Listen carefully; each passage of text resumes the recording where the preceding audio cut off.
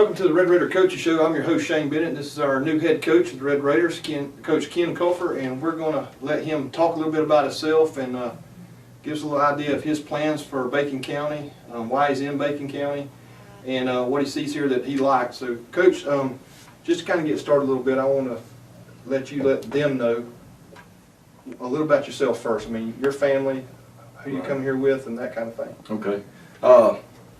Raised by a former head football coach, raised by a 35-year veteran in the social studies classroom. My dad was a head football coach in the past. Been born and raised around it. Loved it. Wanted to do it since I was a little water boy manager back in the day. And it's just something I've always wanted to do. I always wanted to come to South Georgia and coach. Got the opportunity in 2003 at Lanier County, and then went on to Cook High School in Adel, Georgia in 2005. And it just kind of blossomed from there. Been at Cook ever since last year, and want to stay in South Georgia. I'd much rather pass tractors on the road than deal with all that traffic in North Georgia. And I'm from Paulding County, up in North Georgia, Dallas, Georgia, and just want to get away from the traffic in the big city and love it down in South Georgia. Have a 10-year-old daughter named Kaylee, have a wife named Stacy, and have a stepdaughter named Brinley. So that I guess the coach, or the question that most folks want to go is as far as your coaching career, Coach. Where as far, you said you've been at Lanier, you were at Adel. Right. I mean, you said you got into coaching because your dad kind of inspired you there, but Right. just tell us a little bit about your record as far as where I've been. Yeah. You know, like I said, I always wanted to come to South Georgia. I graduated from Jacksonville State University in Jacksonville, Alabama, and wanted to come to South Georgia. Took a job at Dooley County High School the same week. My dad had a stroke and passed away, so I had to take care of some money issues with the family. Got a job at Haralson County up in North Georgia, Tallapoosa, Georgia, right beside Alabama, and stayed there for 6 years. Moved on to Manchester High School, where a lot of my family is from, Villarica, Lanier County, and then on to Cook High School, and then I'm here at Bacon County High School now. So I've been around a little bit. This is my 18th year into coaching and teaching, and enjoy it. Couldn't imagine doing anything else, but been around a little bit. Always wanted to come to South Georgia, and finally got to do that after taking care of money situations up there early in my career. Well, Coach, going into Adel, you said you came. What was the record that year previous to you coming into Cook County there? Cook was 32 and 15 is my record at Cook High School. Probably could have stole some of those games.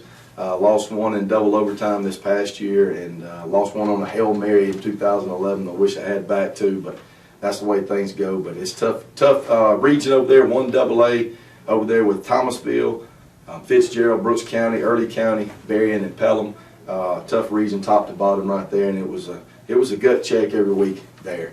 And had played some teams over in this area before, Pierce County in the playoffs in 2011, and so I know some of the teams over here. We played Bacon County my first year at Cook in the playoffs in the first round, and I'm lucky enough to come away with a win there at Cook back then. But want to turn things around where it's playoff time here every year. Just want to change that attitude a little bit and make it where it's expected by the community and the kids and the school that we go through every day. So that's what we want to do here. Yeah, Coach, and just a side note there, 2010 was it, Coach? You were Coach of the Year in that region, so just a little few accolades. He's not talking about that, but you also Atlanta Falcons, you're Coach of the Year with them as well. So there's a lot of other stuff coming with him. A real class act here.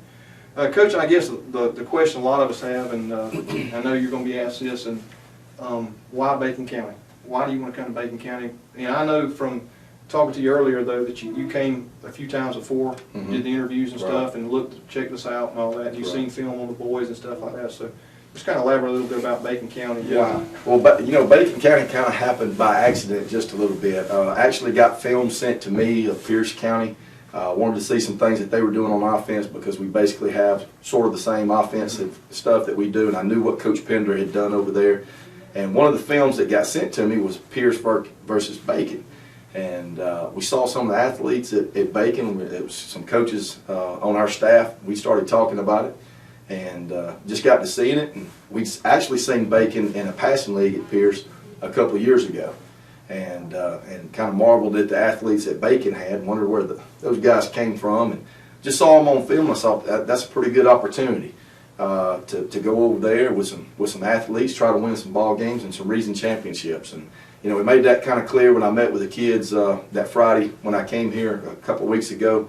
You know, it's about region championships and state championships. I don't know why anybody would want to do anything and not win championships. We're not here to win 5 and 6 games. We're here to win championships and set that attitude and that bar a little bit higher. But I'd be lying if I told you that Bacon wasn't in the perfect vicinity of where my daughter is. She's in Lakeland, Georgia, in Lanier County. She goes to school there, and I want to be able to go to her school functions when I can, and be able to do that, and for her to come to my ball game. She's a big high school football fan and wants to be there with Daddy, and so I'm not going to leave my little one. So we're going to stay pretty close right there. And I remember you telling me, I think you told me this, that your 10-year-old probably knows more about football than we all did. She does. She knows all the kids. She'll after the first game or first practice, she'll know who everybody's number is, all that. And Daddy, why wasn't he hustling today? Did you probably got onto that one too much today? She lets me know about it, and she keeps up with it. She knows everything that's going on. So very proud of her in that aspect. She loves Friday night football and loves practice. She went to weightlifting with me in the mornings when I was at Cook. We'd get on the bus at 6 o'clock in the morning and go get those kids each and every day, and loved it. And didn't want to go play with the other coaches' little girls. She wanted to be out there with Daddy, watching them throw the football, lift weights, and she'd be sweating herself, but she loved it. She's a little tomboy now, but she's something special. Well, Coach, we talked about yourself. Can you elaborate or talk about some of the coaches you're bringing in as far as who they are, what they're coaching, where they're at now, that kind of thing? Right. Well, the two guys really that I want to get out of, the major two guys that I was thinking about when coming to Bacon County are Mr. Kyle Langford, was on Hawkinsville's 2-time state championship over there with Lee Campbell, had been a head coach at Towns County, winningest coach in Towns County history up there in the North Georgia Mountains. And Kyle's with us this past year at Cook. He's going to come over here and be the offensive coordinator this year. And the other one is Coach Bobby Jones, not Coach Johns, but Coach Bobby Jones. Coach Jones has been at Cook for, this will be his 18th year straight. He lives in Nashville, but we're going to get him over here. He's going to be a defensive coordinator. And I said, you know, whenever I want to coach, I want a coach that's going to be somewhere or something around me. In other words, wants to win as bad as I do. And Coach Jones sells out to this sport right here. He's got a good family. Both men have good families, good Christian families, and some kids that will be moving into our district right here. But can't wait for them to get here and just set that attitude right and that little swagger that we want to have. Now, Coach Jones is your weight room guy? He is the weight room guy. Now, he's about 6'2", 6'3", almost looks like Ichabod Crane. When I say that, he's kind of tall and lanky. Used to be about 240, but he's into fitness big time now. Runs during his lunch break and does a great job of that. Lost a lot of weight, but he is a go-getter in the weight room, and the kids respond to it. It's more like a CrossFit type working out that we do there. Now, it's heavy. We're going to throw the weight on there, but it's we're training for what we do offensively and defensively, and that's what we want to do. And he does a good job with that. We'll use that kind of segue into the next part here is what kind of changes will we see as a community from you as a coach on and off the field as far as the weight room, boosters, your offense, your defense, that kind of stuff. You can talk a little bit about Right. Well, we'll just go into the weight room first. Very fast. Now, we want to lift, and that's what we've been doing this past week and today. It'll probably extend through this week and another week, but we want to show these kids how to lift correctly, and they have been. So the weight room coaches that's been here before me have actually done a pretty good job of teaching these kids how to do it, and we're just going to expand on it and keep going. But picking up the pace a little bit. What I mean by that is moving from station to station and hustling. That means you're on the jog. You don't walk anywhere. You don't sit down in the weight room. You don't walk anywhere. It's once we step in there, we're going to work. And we go through a stretch period. We go through a lift period where you're moving from station to station. Kids don't have time to cause problems. There won't be any trash going on in the room. It's all business when we get in there. Then we moved out to the speed ladder today, out behind the field house. and went to work on the concrete out there and just and got after it. The kids are learning the pace that we want, but that's what we're looking to get to. Offensively, we're going to run a no huddle. I guess I hate the term spread. I'm one of those old school guys that was a Dallas Cowboy fan back in the 80s, and it was called shotgun. And we'll use multiple formations.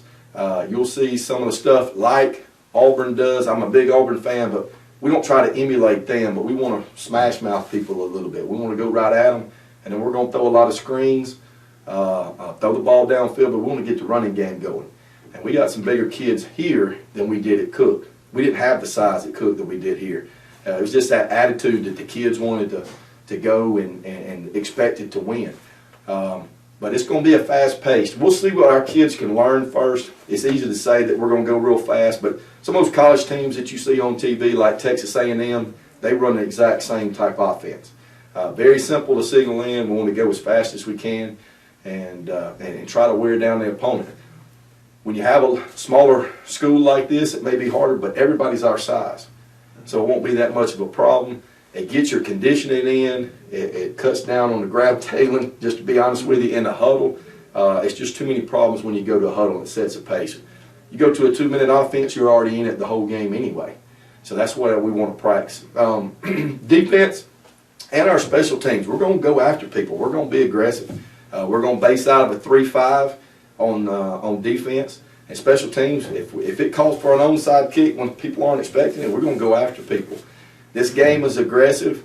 I want to be as aggressive as we can in the kicking game, defense, offense. I just want our kids being able to, just teaching them to take chances. And what I mean by take chances is take good chances, even in life, and go get something. Nobody's going to hand you anything. So when we play football, we want to play the same way we're going to do in life. And we're going to go after people and go do it. Hopefully it's going to be very exciting for the people sitting in the stands. It's exciting for me. You know, we come up with new ideas, but we just have to get our personnel right. We may have to make some switches here and there, but it all comes with discipline and setting the corner right there in the weight room, and that's what we want to do. And Coach, I know you've already talked to the boys about it. You alluded to them, talk about the practices and how that's going to kind of the changes we're going to see there as far as practice. Yeah, practice is a little bit different than your old school practice that I watched back in the day or that I went through back when I played. It's something that you hear about on the TV, that the Oregon Ducks started doing it. We got the idea from them.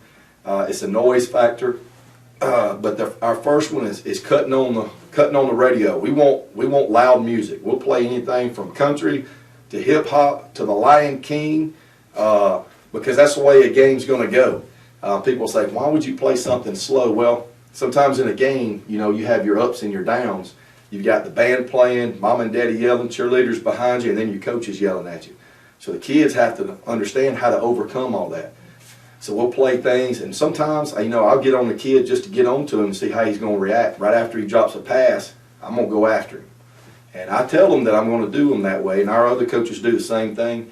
We just want them to be mentally tough and do that and come back from them. But we don't make any secret that we're going to be after them at their weakest time. That just comes from it. Nothing in the game should faze them whatsoever after what we put them through. But then the top thing that you're talking about with practice is going to be that early morning practice, 5:30 in the morning. And a lot of people may kind of take a deep breath on that one, but it's a discipline issue. These kids, once they get out of high school, if they go to the military or got a job or work out in the fields, whatever that may be, they're going to have to get up early in the morning anyway. So let's knock out some of that. But it all started because of the Georgia high school guidelines on the heat index, and we don't want to have to cut practice. We were worried about missing practices and stuff like that in the afternoon because of the heat, and we just decided to make it in the morning. Now our surrounding neighbors, hopefully they'll like that wake-up call at 5:30 in the morning with the music blasting. They can wake up with us, and I'll have a cup of coffee with them if they want to. But it just gets it over with, and kids don't miss tutoring time after school if they have to do that. And then if you have a job, a kid has an after-school job, he can still keep that. So it kind of just eliminate all those problems. But it does make them get into bed a little bit earlier. Definitely makes me get into bed early. But we'll run that bus route around town to get these kids there. So we shouldn't have any problems there. And you already talked to the boys about it, and you had a pretty good response from them. Oh yeah, and, we were talking about doing, we start today with afternoon workouts, and I thought we're probably going to have to move that even by the middle of this week to the mornings, just to do that. I hadn't had one kid complain, not one. And I came in, talked to the kids the first time. I give them a compliment right now. Go into the lunchroom, and I got all eyes on me. That says a lot about discipline that's already here. They want to learn, they want to be disciplined, and that's awesome. I thought I might have to get on one or two just to make an example, and I didn't. Everybody's eyes were on the speaker. And we don't just do that just because we're older.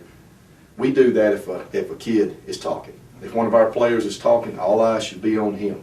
That's just a respect thing that we want to do and do that. But I've been very impressed with their work ethic. I didn't think that it would be as good as it is, and it is. I was completely, I was wrong, and that's a good wrong. That's the kind of wrong I want to be. And they're all into it right now. I've had to get on them a couple of times about pace to get started, but once we get on that, we're good. And that's not like anything. Kids are going to be kids. Sometimes you're going to have to get on no matter where you are. Everything's not going to be perfect, but sometimes when you don't even have a good day or you're having a bad day, you still have to go get it done. And that's what we want to teach our kids here. Well, Coach, again, segue into that, coming to Bacon County, you talk about the discipline. You're already pleasantly surprised about that. What's some other things about Bacon County as far on or off the field that was a surprise to you, or that you liked about Bacon County that was a draw to you about well, this? I came twice before the interview. When I found out that the job was open, actually, assistant coach told me about it. And he said, Coach, you need to check into this. And I said, all right. And we'd already watched the film and saw those kids. And I remembered a couple of years ago seeing those kids at Pierce County during that summer passing tournament.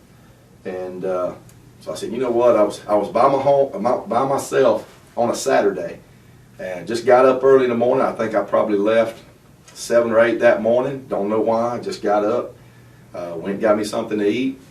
Did the little drive over here. It's about an hour and 10 minutes from Adel. Went through it, probably stayed about an hour and a half. I didn't see everything. Just drove through, probably stopped at the KFC uptown, got me a sweet tea, moseyed around a little bit, and I left. A week or two later, after I had applied, came back with my daughter and looked around a lot more. Looked at the neighborhoods, looked at the housing, looked at the school, looked where the new school and the stadium was going to be. Just trying to check out things and how in comparison it was to Adel. And I'm not from Adel, Georgia. I'm from North Georgia, but Adel was home, good people there, and that's what it felt like Adel here. And it's kind of hard to explain, but the selling of Alma to me was in my interview, just to be honest with you. I had all you guys around the table right there, and I told everybody once I left, I said the last 30 minutes felt very comfortable. We just started talking, and that's the way it's supposed to be. It's supposed to feel that comfortable. I said, these people are no different than the people at Adel, and that's a compliment to them. It's just down home, it's real, and I don't want a lot of fake people, just to be honest with you. I want down home people that are going to be honest with me and be real. I don't know how to explain it any better than that, and that's what it seemed like to me. Everybody's been great to me since I've been here, helped these coaches look for homes. The other weekend, one's already put a down payment on one that he's going to be renting over there, and so everything just seems to be going. Moved a lot of my stuff into a house last night and got here. Still got some stuff in Adel that I go get in the next couple of weeks, but gonna come back and get that done. But it feels right, and sometimes it doesn't feel right. I've made decisions on jobs in the past, on 2, as a matter of fact, that didn't feel right. I jumped ahead of the good Lord on doing that, and I had to learn the hard way. And the good Lord points you in the direction that you're supposed to go. He makes everything a little bit easier. And Dr. Rickard was just like that, and made that comment a couple of times. Sometimes things just seem to fall into place, and it feels like home already, and that's what I needed. Well, Coach, we're definitely looking forward to many years. I was saying, I know the boys a little consistency around here, and so everything sounds good, looks good. As far as boosters, we're looking forward to a good off season as far as booster support and getting everybody back on board. With boosters, it's a continual process. 12 months out of the year, to raise money for all the different things it takes to keep this program going. And like I say, football normally helps provide for softball, baseball, basketball, and the others too. So we're going to be looking for support down the road. So coaches, anything else that you'd like to add here at the end, just to say that they may want to know that they don't know about you? Yeah. Well, I tell you what, I'm free anytime. I've had many visitors down there in the weight room already. Feel free to come by practice, the weight room, anytime. Love to speak to you. Like I said, I just got here last night, actually, probably about 9:30 or 10 o'clock. And so I'll be around the neighborhood and be around town very frequent from now on. So just had to get my stuff over here. So I was making that drive last week from Adel to Alma. So don't have to do that anymore. I am here and would like to meet everybody and be on good terms with everybody. But glad to be here and for this to call this place home.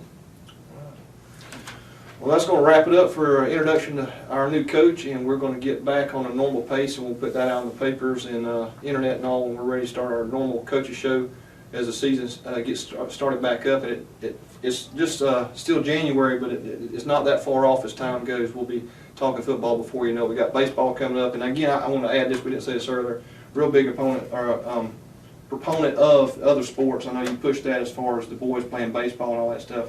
We didn't mention that, but I know he talked a lot about that, about when it's baseball season, he wants the boys playing baseball and stuff like that. So a lot of good things. Already met with the rec board, talked with them about working together as far as our football program and stuff. So a lot of good things happening in the background the coach is taking care of. So just if you get a chance to come meet him or talk to him or see him in town, just walk up to him and take that chance. So until the next time we're back on, thanks for watching, and we'll see you next season. Go Raiders.